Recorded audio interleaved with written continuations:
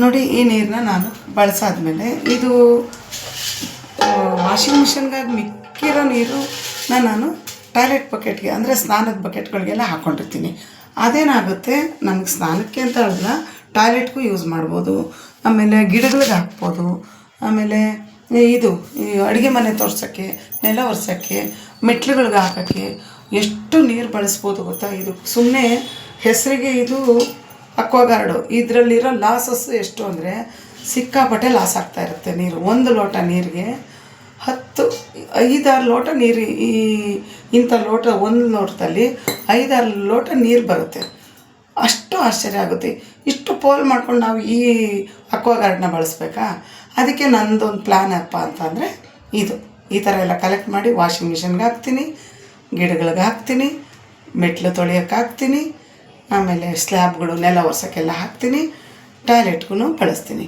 But ಟಾಯ್ಲೆಟ್ಗೆ ಬಳಸ್ಬೇಕಾದ್ರೆ ಈ ನೀರನ್ನು ಇದರಲ್ಲೇ ಡೈರೆಕ್ಟಾಗಿ ಹಾಕಲ್ಲ, ಆಮೇಲೆ ಹಂಗೆ ತಿಳ್ಕೊಬೇಡಿ. ಇದಕ್ಕೇ ಬೇರೆ ಬಕೆಟ್ ಹಾಕಿ ಆ ಬಕೆಟಿಂದ ಟಾಯ್ಲೆಟ್ ಬಕೆಟ್ಗೆ ನೀರು ಹಾಕ್ತೀನಿ. ಈ ಥರ ಮಾಡಿ ಉಪಯೋಗಿಸಿದ್ರೆ ನೀರು ಖಂಡಿತವಾಗ್ಲೂ ಈ ಸರ್ಕಾರದವ್ರು ಹೇಳ್ದಂಗೆ, ಆಮೇಲೆ ಮಿತವಾಗಿ ಬಳಸಿ ಅಂತ ಹೋಟೆಲೆಲ್ಲ ಬರೆದಿರ್ತಾರಲ್ಲ, ಅಂಥ ಸಮಯಕ್ಕೆಲ್ಲ ನಾವು ಸಾರ್ಥಕತೆಯಿಂದ ಜೀವನ ಮಾಡ್ತಾಯಿದ್ದೀವಿ. ಹೌದು, ನಮ್ಮ ಆತ್ಮದಲ್ಲಿ ನಾವು ಕರೆಕ್ಟಾಗಿ ನೀರನ್ನ ಬಳಸ್ತಾಯಿದ್ದೀವಿ ಅನ್ನೋ ಒಂದು ತೃಪ್ತಿ ಸಿಗುತ್ತೆ.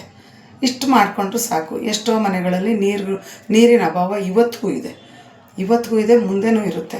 ಅಂಥವ್ರಿಗೆಲ್ಲ ಇದೊಂದು ಟಿಪ್ಸು. ಇಲ್ಲಿ ಕುಡಿಯೋ ನೀರು ಚೆನ್ನಾಗಿರೋದು ಸಿಗುತ್ತೆ, ಆಮೇಲೆ ಕುಡಿದಿದ್ದ ಆ ಡ್ರೈನ್ದೆಲ್ಲ ನೀರು ಚೆನ್ನಾಗಿ ಉಳಿತಾಯ ಆಗುತ್ತೆ. ಆಮೇಲೆ ಭೂಮಿ ಮೇಲೆ ನೀರಿರಲ್ಲ ಮುಂದೆ ಅನ್ನೋ ಒಂದು ಆತಂಕ, ಭಯ ಸ್ವಲ್ಪ ಕಮ್ಮಿ ಆಗುತ್ತೆ. ಭೂಮಿ ಮೇಲೆ ನೀರಿರುತ್ತೆ, ಆ ಒಂದು ಇಲ್ದಲೇ ಇರೋ ಟೈಮಲ್ಲಿ ಸೈನ್ಸ್ ಏನು ಬದಲಾಗುತ್ತೋ ಗೊತ್ತಿಲ್ಲ, ಅಲ್ಲಿಗೆ ಏನಾಗುತ್ತೋ ಗೊತ್ತಿಲ್ಲ. ನಾವು ಇವಾಗ ಏನು ಬೇಕೋ ಪ್ರಸ್ತುತ ಅದನ್ನು ನಾವು ನೋಡಿಕೊಂಡ್ರೆ ಸಾಕು. ಇಷ್ಟು ಹೇಳಿ ನಾನು ಮಾತನ್ನು ಮುಗಿಸ್ತಾಯಿದ್ದೀನಿ. ದಯವಿಟ್ಟು ಎಲ್ಲರೂ ಈ ವಿಡಿಯೋ ನೋಡಿದವರೆಲ್ಲರೂ ದಯವಿಟ್ಟು ಶೇರ್ ಮಾಡಿ ಎಲ್ಲರಿಗೂ.